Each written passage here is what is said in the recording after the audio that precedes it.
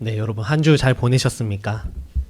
네, 매주 물어보는 거지만 이번 주는 또 좀 특별한 것 같습니다. 우리가 이렇게 청년들이 지난주부터 고생을 해가지고 그죠? 저기 성탄 틀이 또 예쁘게 잘 되어 있는데 여러분 밤에 와서 한번 보십시오. 우리 회장님 작품이 저기 아바타라고 있습니다. 저기 되게 알록달록하게 막 우리가 성탄절을 꾸미고 또 지금 부서실도 보면 이렇게 여러 가지로 우리가 꾸며서 지금 예수님을 기다리고 있는데 이 대림절을 보낼 때 여러분들의 마음속에 늘 주님 오심으로 기쁨이 있는 그런 이 대림절을 보내시기를 주님의 이름으로 축복합니다. 오늘은 우리가 지난주부터 시리즈를 새로 하나 시작했죠. 베스트 바이블 씬 해서 성경의 명장면을 우리가 한번 찾아가 보자. 그 두 번째 시간입니다. 우리 아이들에게 교육부에 있는 아이들에게 가서 야, 너 성경에서 제일 기억나는 사람 있으면 한번 말해봐 라고 하면 누구를 말할까요? 여기 모태신앙이신 분들은 과연 누구를 떠올리실지 잘 모르겠습니다만 저도 어릴 때 성경 동화를 많이 읽었는데 주로 기억나는 건 그런 거죠. 막 모세가 지팡이 팍 들면 홍해가 막 착 갈리고, 우리 지난주에 다니엘 했잖아요. 다니엘이 사자굴에 들어갔는데 막 거기서 안 잡아먹히고 막 살아서 나오고, 막 그리고 요나 이야기도 아이들에게 굉장히 신기합니다. 요나가 바닷속에 풍덩 빠졌는데 커다란 물고기가 와서 요나를 삼키고 3일 만에 물고기 뱃속에서 나왔다? 이런 얘기들 들으면 굉장히 아이들이 막 신기해하죠. 그러면서 그 중에 또 한 가지 잘 알려진 이야기가 무엇인가? 이 거인 골리앗과 싸워서 이긴 소년 다윗에 대한 이야기를 아이들이 잘 기억합니다. 물매라는 이 물맷돌을 돌려가지고 막 그 거인을 이기는데 아이들에게는 사실 이 물매라는 것 자체도 신기해요. 그러면서 막 2m, 3m 되는 거인이랑 싸워서 이겼다고 하니까 그런 이야기들이 잘 기억에 남는 편입니다. 오늘 우리가 나누려고 하는 사람이 바로 그 이제 다윗이죠. 아이들이 다윗의 이야기, 골리앗과 다윗 이야기를 많이 듣습니다. 근데 사실 우리는 훨씬 많이 들어요. 이제 다윗의 이야기가 성경에 굉장히 많은 부분을 차지합니다. 사무엘 상부터 사무엘 하까지 다윗의 이야기가 계속 나오고, 또 이어서 역대기로 넘어가도 다윗의 이야기가 나오고, 그리고 시편에 가보면 시편도 사실 한 3분의 1 정도는 다윗이 쓴 거예요. 다윗이 쓴 시편도 엄청 많고, 또 신약으로 넘어오면 어떻게 해요? 예수님이 다윗의 자손이네? 그러다 보니까 심심하면 다윗 얘기가 나옵니다. 다윗이 어떻고 다윗이 어떻고 그러면서 얘기가 나오는데, 그 다윗의 여러 가지 일화들을 우리가 많이 사실 설교나 말씀으로 들었지만 그 중에서 이 다윗의 인생에 굉장히 어떤 중요한 기점이 되었던 포인트를 우리가 짚어가려고 해요. 명장면, 다 명장면이지만 그 중에 그의 인생에 굉장한 터닝 포인트가 되었던 순간들이 언제인가, 그 세 가지를 우리가 함께 오늘 나눠보려고 합니다. 다윗의 명장면 첫 번째 우리 한번 보도록 하겠습니다. 구원이 하나님께 있다라는 것을 다윗이 믿었어요. 사무엘상 17장 45절 우리 다 같이 한번 읽어보겠습니다. 시작. 다윗이 블레셋 사람에게 이르되 너는 칼과 창과 단창으로 내게 나와 오거니와 나는 만군의 여호와의 이름 곧 내가 모욕하는 이스라엘 군대의 하나님의 이름으로 내게 나아가노라 라고 다윗이 이렇게 말을 했어요. 다윗은 이 일이 있기 이전에 사무엘 선지자로부터 기름 부음을 받았습니다. 기름 부음을 받았다라는 건 앞으로 내가 이스라엘의 왕이 되겠다라는 그 하나님이 어떤 지정한 거였어요. 그런데 실제로 다윗이 여러 사람들 앞에 자신의 이름을 드러내기 시작한 것은 그때부터가 아니라 바로 오늘 이 사건부터입니다. 골리앗과의 전투가 그의 인생에서 굉장히 중요한 순간이었어요. 첫 시작은 아버지의 심부름이었습니다. 아버지가 전쟁터에 나가 있는, 블레셋과의 지금 전쟁을 치르고 있는 와중에 전쟁터에 나가는 형들에게 너가 이런 것들 좀 갖다 줘 해서 아버지의 심부름을 따라서 전쟁터로 가게 된 거예요. 근데 우리는 오늘 여기서 중요하게 한 가지 생각해야 될 게 있습니다. 다윗의 삶의 현장이 지금 이동되고 있어요. 원래 그는 집안에서 양을 치던 사람이었습니다. 그런데 그랬던 소년 다윗이 지금 어디로 갑니까? 세상의 전쟁터로, 어른들이 참여하는 그 전쟁터로 그가 이제 나아갔다라는 것입니다. 원래는 가정에 있다가. 그런데 그가 실제로 전쟁터에 가서 보니까 거기에서 보이는 어떤 현실이 있는 거예요. 그걸 다윗이 직면하게 됩니다. 거기 가보니까 어떤 사람들이 있냐면 이스라엘의 수많은 백성들, 그러니까 군대, 군사들이 있었어요. 그리고 그 가운데에는 하나님이 세우시고 하나님이 도우신다라고 익히 들어왔던 왕이었던 사울이 있었습니다. 굉장하잖아요. 와, 우리 하나님의 군대, 하나님이 세우신 왕. 근데 막상 가보니까 이 사람들이요, 단 한 사람 때문에 두려워서 벌벌 떨고 있는 겁니다. 지금 저 건너편에서 하나님을 욕하는 한 사람이 있는 거예요. 막 소리치면서 하나님을 욕하는 한 사람이 있는데 그 사람 때문에 여기 있는 수많은 하나님의 백성들이요, 아무것도 못하고 있는 겁니다. 그게 다윗이 바라본 현실이었어요. 그 하나님을 욕하는 사람은 어떤 사람이었느냐? 그가 이제 골리앗인데 아주 단단한 갑옷을 입었고, 블레셋은 당시에 철기 문화가 빨리 발달해서 모든 어떤 무기가 좋았습니다. 그의 손에는 좋은 무기가 들려 있었고, 또 그는 타고난 어떤 육체도 있었어요. 거인이었다고 합니다. 막 신장이 몇 미터 됐다고 해요. 그 역사적 기록에 의하면. 그러니까 굉장히 어떤 전투에 있어서 타고난 베이스도 갖춰져 있고, 심지어는 오랜 전투의 경험이 있어서 그는 전쟁에 대한 노하우도 있었습니다. 어떤 결투 이런 것들 다 잘하는 거예요. 그러니까 인간적인 눈으로 보면 굉장히 이 골리앗이라는 사람이 두려운 거죠. 다윗이 가서 본 게 그거예요. 아, 우리 하나님의 백성들, 우리 나의 형들, 나의 선배들 와서 다 지켜봤는데 저기 한 사람 때문에 아무것도 못하고 있는 겁니다. 우리의 모습은 어떨까요? 우리도 이와 비슷할 수 있습니다. 어쩌면 이 평안한 삶을 살다가 고등부 때까지는 부모님 품 안에서 고등부 친구들끼리 교회 와서 맛있는 것도 먹고 간식도 먹고 막 재밌게 놀다가 어느 순간 대학을 갑니다. 근데 대학을 가기 시작하면서 점점 어떤 나의 신앙의 삶과 세상과의 어떤 차이가 있다는 것을 조금씩 느끼기 시작하죠. 그러다가 직장을 가지기 시작하고 사회초년생으로서 삶을 시작하고 더 삶으로 나아가면 나아갈수록 우리는 무언가 여태까지 겪지 못했던 것과 자꾸만 직면하게 된다는 겁니다. 청년들이 크리스천으로서 삶을 살아가면 마주치게 되는 것이 무엇입니까? 하나님을 욕하는 사람이 있어도, 교회를 욕하는 사람이 있어도 아무 말도 하지 못하고, 아니면 내가 교회를 다니는 것을 숨긴다거나, 아니면 어디 가서 티를 내지 못하고 살아가는 청년들도 많이 있습니다. 세상 가운데 힘과 권력이 있고 어떤 강한 무언가가 있는 것 같은 그 사람 앞에서는 아무것도 하지 못하는 삶, 그런 삶을 많은 청년들이 살아간다라는 거예요. 더 큰 문제는 결국 그것이 어디로 이어지냐면 우리가 세상에서 살아가는 그 흐름과 문화를 그냥 따라가게 만든다라는 것입니다. 이 세상에 대단한 사람들, 언뜻 보기에 되게 골리앗 같은 사람들입니다. 그 사람들에게 뭔가 쥐어져 있는 게 많은 것 같아요. 어떤 사람은 타고난 수저가 좋기도 하고, 어떤 사람은 열심히 노력해서 그가 성취한 대단한 능력이 있기도 합니다. 그런 사람들 앞에서 우리가 아무 말 하지 못하고 그저 하나님이 없는 삶, 꼭 하나님이 아니어도 되는 삶에 자꾸만 흘러 들어가고 있진 않은지 우리 한번 돌아봐야 해요. 그런데 오늘 다윗을 보세요. 전쟁에 많은 경험이 있던 그 베테랑 선배들이 앞에 있었고, 우리 믿음의 선배들이 앞에서 막 어떻게 할 바를 모르고 있었는데 다윗은 오늘 이렇게 얘기합니다. 아니, 어떻게 저 사람이 하나님 욕할 수 있습니까? 제가 가겠습니다 하면서 막 나가요. 그런데 오늘 다윗이요, 평소와 다르게 막 더 뛰어날 만한 것 아무것도 없었습니다. 다윗은 그냥 평소 모습 그대로였어요. 심부름 온 그 옷차림 그대로. 이 사울이요, 이 용감한 청년이 있으니까 자기 막 갑옷과 검을 내어줍니다, 왕이. 근데 사실 그것도 소년 다윗에게 맞지조차 않아요. 그런 것도 이것도 옷이 안 맞네요. 필요 없습니다. 다 내버려두고 평소 자기 모습 그대로 갑니다. 그의 손에 늘 양칠 때 쓰던 몰매와 저기 가서 주워온 돌 5개 가지고 나갑니다. 골리앗이 그렇게 나오는 다윗을 보고요, 코웃음을 쳤어요. 어이가 없는 거죠. 골리앗이 보이니까 뭐 갑옷도 하나 없고 검도 없고 그렇다고 막 좀 몸이 다 무져 보이는가? 그것도 아니에요. 소년이에요. 그러면서 막 전쟁의 노련함 전혀 안 보이는 겁니다. 골리앗이 보기에는 그냥 세상 물정 모르는 어떤 어린애가 기고만장해서 나오는 거예요. 객기 부린다 이렇게 생각하는 거죠. 그러면서 자신의 승리를 확신했습니다.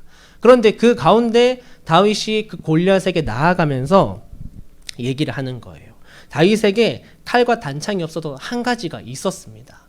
그가 가지고 있었던 한 가지가 뭐냐면 구원은 하나님께 있다라는 믿음.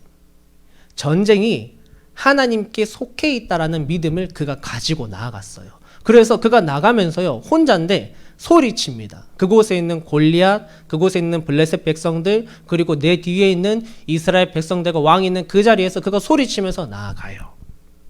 하나님은 칼과 단창이 없어도 우리를 구원하는 분이십니다. 그분께는 그런 게 필요가 없으세요. 왜냐하면 전쟁이 하나님께 속해 있으니까요. 오늘 여기에서 하나님이 살아계시다라는 것을 여러분이 보게 될 것입니다라고 외치면서 다윗이 뛰쳐나갑니다. 그렇게 뛰쳐나가서 그가 어떻게 하느냐? 물맷돌 한 방에 골리앗을 쓰러뜨려요. 더도 덜도 말고 단번에 승리하게 됩니다. 사랑하는 청년 여러분, 세상은 우리에게 칼이 있어야 하고 단창이 있어야 한다라고 얘기합니다. 그게 없으면 타고난 무언가가 있던가, 아니면 누군가가 엄청나게 그렇게 열심히 살아서 어떤 이루어낸 성취가 있어야 오늘 우리의 삶이 좀 더 나은 삶으로 갈 수 있다라고 얘기합니다. 그렇지만 오늘 저와 여러분의 이 구원의 역사에 필요한 것은 오직 하나예요. 내 인생이 주님 손 안에 달려있다라는 믿음. 내가 오늘 하루 최선을 다해 주님 안에서 살아갈 때 나의 인생이 결국 하나님이 계획하시는 그 계획 안에서 가장 선한 곳으로 가게 될 것이다라는 그 믿음. 그것이 있을 때 오늘 우리는 다윗과 같이 승리하는 사람들이 됩니다. 다른 특별한 게 아니에요. 무언가 특별한 게 있어야 우리가 세상 가운데 승리하는 게 아니라 우리가 늘 들어오던 말씀, 우리가 늘 함께 같이 하자고 했던 기도, 우리가 늘 그냥 평상시에 흥얼거리던 찬양, 이렇게 우리의 신앙의 삶을 지탱하는 많은 믿음의 돌들이 오늘 저와 여러분의 손에 쥐어져 있을 때 우리가 고난 가운데, 전쟁 가운데 승리할 수 있다는 것입니다. 찬양 중에 그런 찬양이 있죠. 구원하심이 보좌에 앉으신 우리 하나님과 어린 양께 있도다. 이런 가사의 찬양이 있습니다. 이 찬양의 가사처럼 내 인생의 구원이 어디에 있는지, 어디로부터 오는지를 분명히 알고 그것에 확신을 가지고 나아갈 수 있는 오늘 저와 여러분 되시기를 주님의 이름으로 축복합니다. 다윗의 명장면 두 번째를 찾아가 보겠습니다.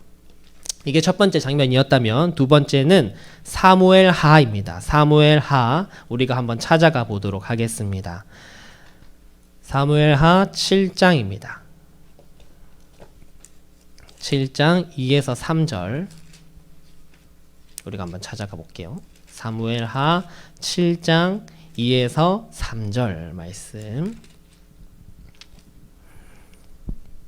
네. 사무엘 하 7장 2절에서 3절까지 말씀입니다. 다 찾으셨으면 우리 한번 한 목소리로 다 같이 읽어보겠습니다. 시작. 왕이 선지자 나단에게 이르되 볼지어다 나는 백향목 궁에 살거늘 하나님의 궤는 휘장 가운데에 있도다. 나단이 왕께 아뢰되 여호와께서 왕과 함께 하시니 마음에 있는 모든 것을 행하소서 하니라. 아멘. 시간이 이제 흘러갑니다. 흘러서 다윗이 제대로 이제 이스라엘의 왕이 됐어요. 그리고 이스라엘 왕이 된 것뿐만이 아니라 예전에 아까 전쟁 치르던 그 골리앗 있잖아요. 그 블레셋에 하나님의 궤라는 굉장히 중요한 것을 빼앗깁니다. 그것을 다시 되찾아오기까지 했어요. 그러니까 어떻게 보면 다윗의 인생 가운데 굉장히 중요한 일들을 지금 끝낸 순간입니다. 그렇다면 여러분 어떤 기분일까요? 사실 사람들 그렇잖아요. 결혼식을 이렇게 준비를 하면 결혼식 전에 막 오만 것 때만 것 다 준비합니다. 막 열심으로 결혼식 준비하다가 나중에 결혼식 다 평안하게 잘 치르고 나면 어떡합니까? 신혼여행 갑니다. 이제 열심히 했으니까 쉬러 가야죠.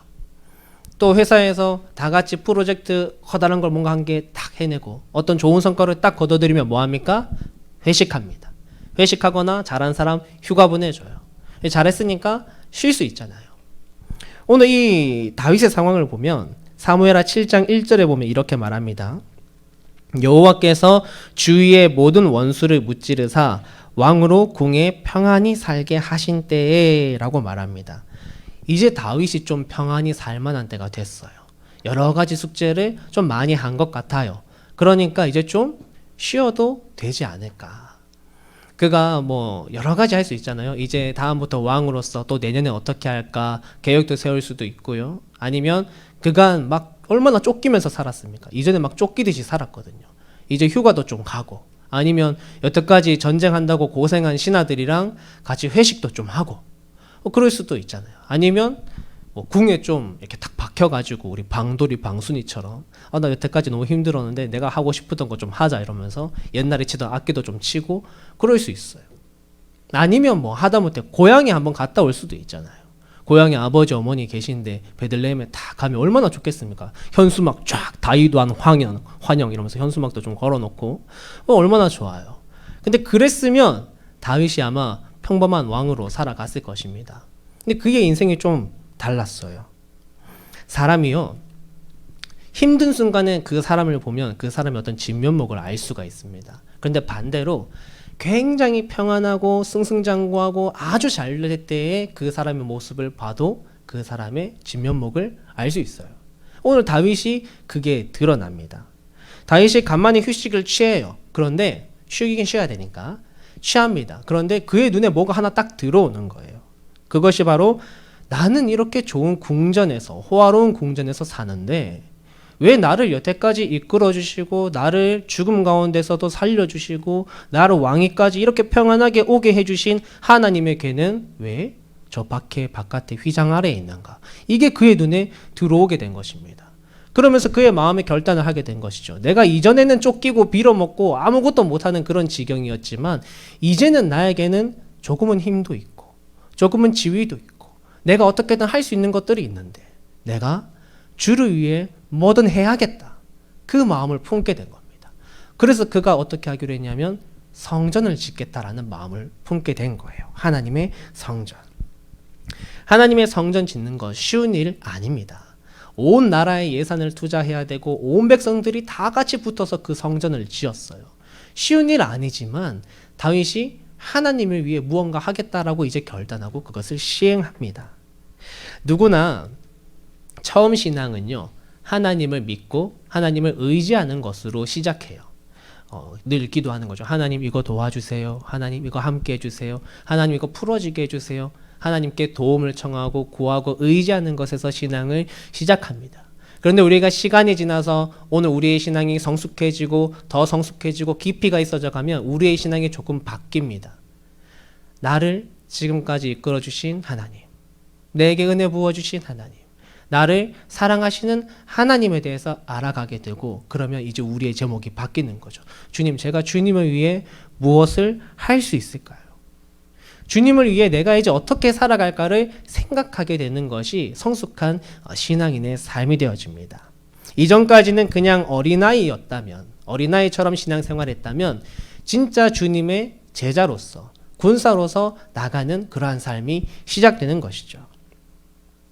그래서 오늘 이 다윗이 성전 짓겠다라고 하는 것, 그의 삶에 굉장히 좋은 터닝 포인트가 됩니다. 그가 이제 하나님께 이렇게 고백하고 성전 짓겠다라고 했는데 하나님이 이것을 굉장히 좋게 여기셨어요. 하나님이 이 뒤에 보면 그렇게 얘기합니다. 다윗에게, 야, 내가 언제 성전 지어달라 그랬어? 이렇게 얘기하는데 근데 내가 잘 받을게 라고 이렇게 얘기를 하세요. 그러니까 성전 자체가 좋아서가 아니라 하나님 위해 내가 무언가 이걸 해보겠어 라고 했던 그 다윗의 마음을 하나님이 너무 어여쁘게 보셨다라는 거예요. 그래서 하나님이 그 마음이 너무 기뻐서 다윗에게 선물을 하십니다. 근데 사실은 다윗에게 받은 것에 비하면 너무 큰 걸 주셨어요. 다윗이 지었던 성전 그 시기에는 굉장히 크고 웅장한 것이었습니다. 그렇지만 사실 여러분 요즘 건축 기술 보면 어떻습니까? 서울에 있는 롯데 이타워 보셨습니까? 저도 가서 보니까 목이 빠지듯이 높더라고요. 근데 그 서울 이타워도요, 우주에서 보면 점이에요. 저 멀리서 보면 점 하나뿐입니다. 그럼 그때 당시에 성전 어떻겠습니까? 솔직히 말해서 하나님 입장에서 성전은 그냥 점이에요. 이거 있으나 마나 중요하지 않아요. 그렇지만 그의 마음을 보고 하나님이 그에게 선물을 베푸시는데 그에게 언약의 약속을 주십니다. 너에게 영원한 왕위를 주겠다. 그렇게 약속을 하시고 나서 그 다윗의 자손에 우리를 구원하신, 우리가 그리스도라고 믿고 따르는 예수님이 탄생하게 되는 거예요. 영원한 왕이 그 자손에서 태어나게 되는 그런 약속을, 그런 축복을 그에게 주셨습니다. 사랑하는 청년 여러분, 오늘 저와 여러분의 인생은 어떻습니까? 여전히 나의 인생은 하나님께 바라기만 하는 그런 어린 아이와 같은 신앙이 있지 않은지 우리 같이 한번 생각해 보기 바랍니다. 여전히 내 마음 가운데 그 자리에 하나님이 아니라 내가 앉아 있는 것은 아닌지, 내가 하루를 살아갈 때 여러분 정말 진심으로 하나님을 생각하면서 하나님께 드리는 시간은 여러분 삶 가운데 얼마나 되십니까?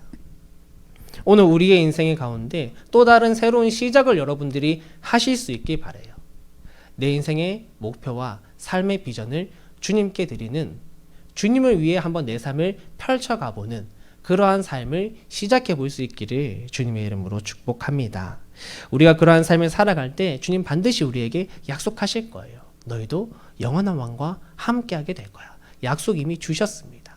그런 저와 여러분의 삶이 되기를 간절히 바랍니다.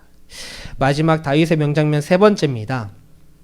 다윗은 온전한 회개의 본이 된 사람이에요. 시편 찾아가 보도록 하겠습니다. 시 찾으시면 됩니다. 시편 51편입니다. 시편 51편 다윗의 마지막 명장면을 한번 찾아가 보도록 하겠습니다. 51편 16절에서 17절까지의 말씀. 시편 51편 16절에서 17절.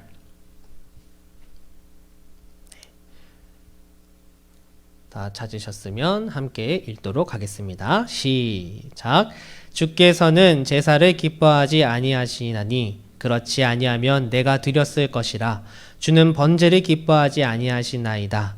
하나님께서 구하시는 제사는 상한 심령이라. 하나님이여 상하고 통회하는 마음을 주께서 멸시하지 아니하시리이다. 아멘. 성전을 지으려 했던 이 다윗, 그 이후로 승승장구하면서 나갑니다. 그런데 우리가 잘 아시다시피 다윗이 그렇게 승승장구하며 잘 나가다가 결국에 하나님 앞에서 한번 넘어지게 돼요. 그의 신하들이 이제 예전엔 블레셋과 전쟁했다면 암몬이라는 족속과 또 전쟁을 하게 됩니다.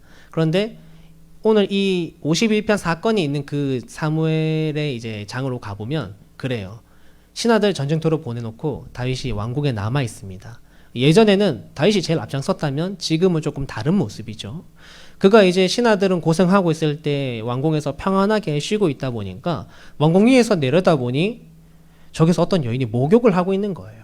그것을 바라보고 결국에는 왕의 힘을 이용해서 자신의 신하였던 우리아의 아내 밧세바를 범하게 됩니다. 불륜을 저지르게 되는 것이죠. 그러면서 그 가정에 파탄을 일으키고, 그런데 그게 드러나게 돼요. 임신이 되거든요.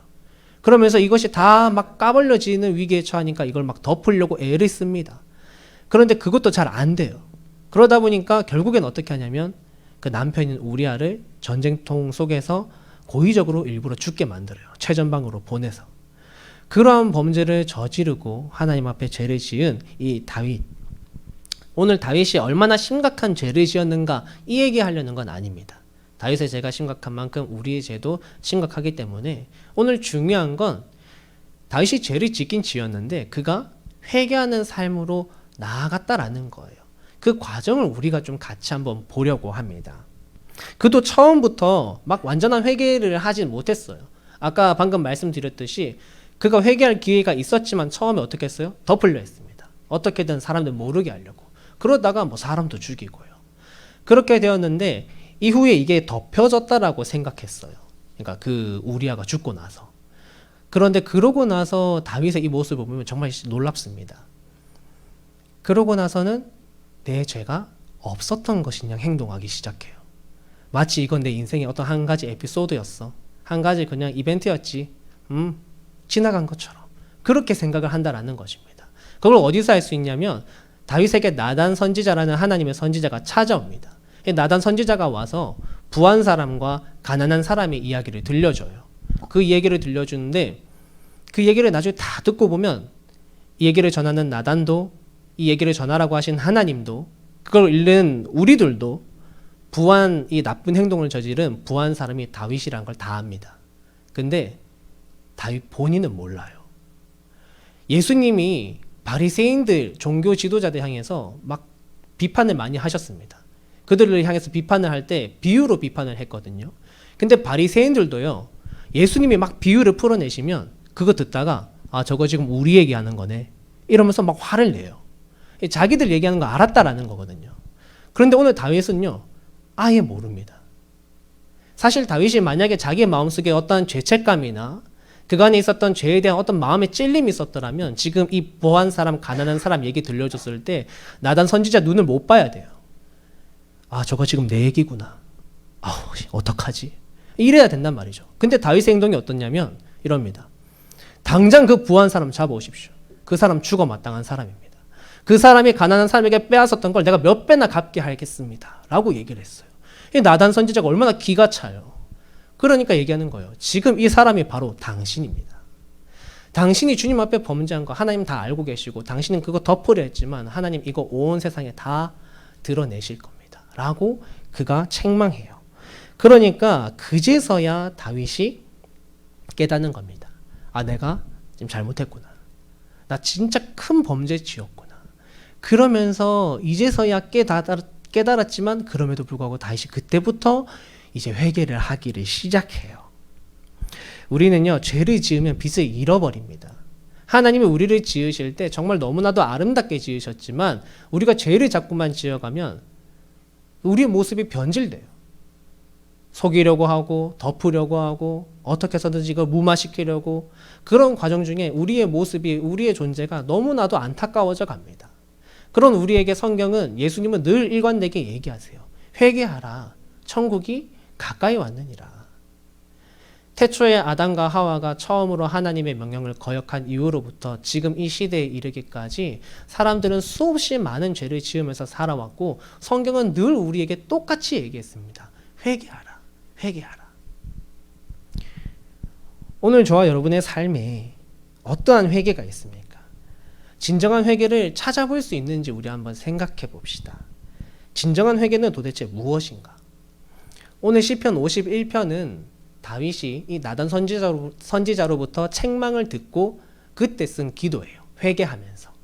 그래서 이 51편을 처음부터 끝까지 읽어보면 되게 절절합니다. 막 하나님 앞에 눈물로 기도하거든요. 잘못했다고. 그러면서 그의 모든 기도가 하나로 모여지는 곳이 오늘 16, 17절입니다. 그가 주님 앞에 어떤 마음을 가지고 갔는지를 알 수 있어요. 그가 이렇게 얘기하죠. 우리 하나님은 제사를 기뻐하지 않으시니, 만약에 제사를 기뻐하셨더라면 제가 제사를 열심히 드렸을 것입니다. 그러나 하나님이 원하시는 것은 무엇입니까? 상한 심령입니다. 찢기고 아파하는 마음을 가지고 나올 때 하나님 그거 무시하지 않으십니다. 라고 얘기하면서 그가 회개합니다. 이 죄 때문에 찢기고 아파하는 심령을 가지고 나아가는 것이 회개입니다. 그러나 오늘날 수많은 그리스도인들 어떻게 회개합니까? 심각하게 표현하면요, 면죄부와 다를 게 없어요. 하다못해 면죄부는요, 내 물질을 써서 하는 그런 노력이라도 들어가잖아요. 오늘 우리가 하고 있는 이 회개, 미안한 말씀이지만 회개라는 그 이름의 무게가 담겨져 있는지 그것을 우리는 매우 심각하게 돌아보아야 합니다. 내가 죄를 지어도요, 그냥 회개만 하면 그만인 세상이 되었어요. 책임도 필요 없고 회복도 없고요. 그냥 나 혼자만 회개하면 덮어지고 넘어가는 것이 오늘날 이 시대 교회 가운데 남발되는 회개라는 것입니다. 정말 충격적인 일들이 오늘날 교회 가운데, 한국 교회 가운데 일어나고 있어요.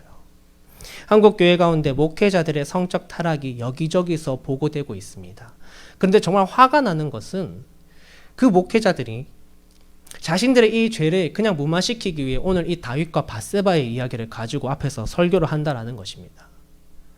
다윗도 그렇게 음란한 죄 지었지만 회개하니까 용서받았지 않았는가? 그 얘기를 하면서 그냥 자신들의 죄를 쉽게 넘어가려 한다라는 거예요. 그럼 회복은요? 진정한 사과는요? 그런 모든 것 없이 그냥 우리는 회개만 하면 그만인 그러한 시대를 살아가고 있습니다. 저도 자유롭지 않아요. 이미 저도 삶을 살아오면서 주님 앞에 너무 많은 공수표를 날렸습니다. 주님, 다음엔 잘할게요. 주님, 제가 연약해서요. 알죠? 주님도 우리 연약하신 거 알아요. 그런데 우리가 연약하지만 그것을 핑계대고 자꾸만 찢어진 마음으로 나아가야 하는 그 자리, 이제 다시 돌아가서 안 되는 그 마음을 가지고 나아가야 하는 그 자리에 우리가 나가기 싫어한다라는 것입니다. 죄가 있으면요, 내 삶에 죄가 있으면 그것과 부딪히고요, 그것과 전투를 치르고요, 어떻게 해서든지 그것을 내 삶에서 끊어내기 위해서 애를 쓰고 안 돼도 다시 도전하고 그렇게 우리의 삶을 이끌어 나가야 되는데 그 과정 싫어한다고요.